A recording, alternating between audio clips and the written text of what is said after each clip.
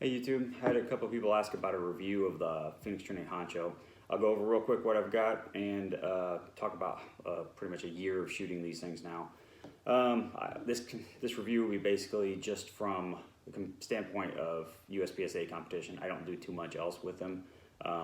Shot steel challenge once, I think, with it. I shoot a steel match a couple times a year, but primarily open uspsa is how I use my honchos. Of course, the benefit with the honcho is you can use it for just about whatever you want. I have two of them here. This one's set up in limited right now, limited configuration with a sight block. So it's sight block 40 as it's set up. I can switch out the barrel to this one to be a sight block 9mm. There's a single port 9mm barrel, so you can shoot minor ammo with that or standard out of the box 9mm. As this one's set up as a uspsa open gun right now, so it's of course set up with the 3-port comp, which I have for the other one also, in 9mm major. This is the one I shoot most of the time. I've got videos on shooting pretty much all of them, so check my other videos for actual shooting of the guns. Most of them will be with something like this. Either gun can be set up exactly like this. This one's set up with the Romeo XL red dot right now. I've got one for the other one, and I kind of switch optics around on that one. But both of them are very similar guns. Very slight differences between them. This one I ordered brand new. I ordered in 2019, got it beginning of 2020. This one I actually picked up used. This is the 3-gun model. So it has different racker. I've got a racker for it, but it also has different bases for slide mounted optics. I don't use it that way, but you certainly could. It has a frame cut for tactical rail accessories. Of course, I don't use it that way either. It still has the steel grip, which both of mine are steel grip guns.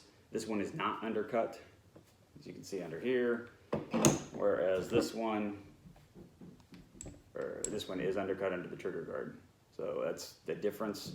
And then this being a full dust cover and that being a tactical cut dust cover are really the only two differences between the guns as a whole. Nothing's been done to either of them besides throwing on different optics and different thumb rests, different mag button. That's it. I shoot them exactly how they came. This one came with a pretty amazing trigger. So this one is set around, let's do that again.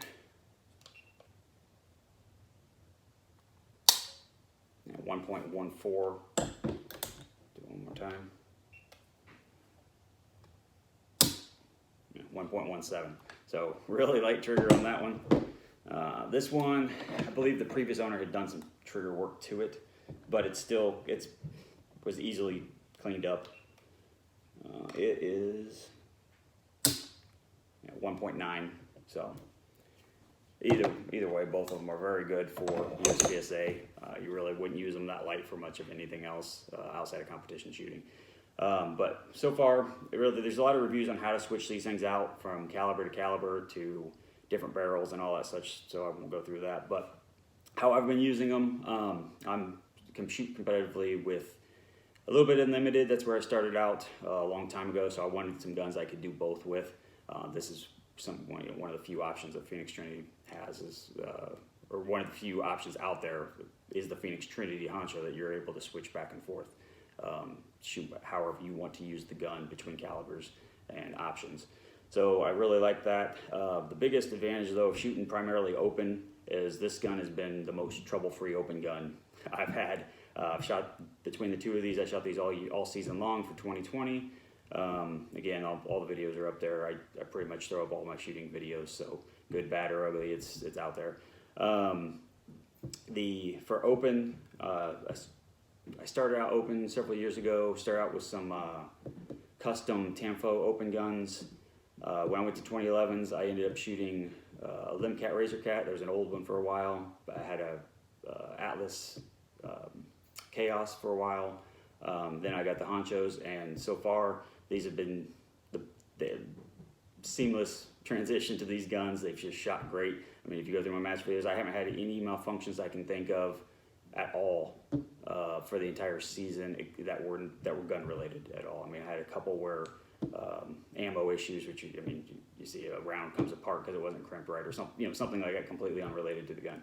But they shoot really well. These some differences between other open guns. These do not have popper holes, but it really shoots very similarly to other open guns. The locking system in this it feels different. The slide on this is just insanely light. It's nothing to wreck this gun. I think this is running 6-pound spring. I run exactly the way they were set up. I haven't changed anything internally. So 6-pound recoil spring. This one's set up, I believe it's got an 11, or maybe it's a 10.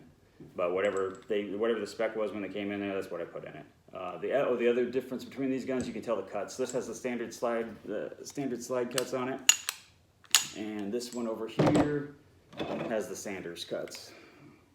That's really about the only differences between them. Both of these guns have the thumb locks on them right now, which I've been using for a while. I really like. So it's just a thumb rest where you're basically just a big paddle for your thumb to get in there and get a good solid grip on the gun. So, but as far as open guns go, I'm running 115 grain FMJs, jacket hollow point bullets, around about 1,500 feet per second through my open guns. Through the 40s, I shoot, right now I'm shooting the blue bullet 165s or the 180s. I've shot a lot of different rounds through both of these, and these guns just don't seem to care what the bullet is. They shoot everything well that I've tried through them. Through minor loads, I've shot just about everything. That's the biggest advantage, besides the versatility of being able to use these for just about any setup you can think of, is just these just run. They just run right out of the box. I've had no issues.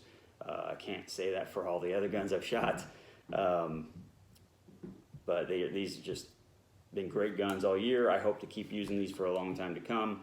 I may end up selling this one and just having another one built exactly like this down the road, just so it's already undercut and same dust cover, just to make everything exactly the same. But that's just kind of being nitpicky.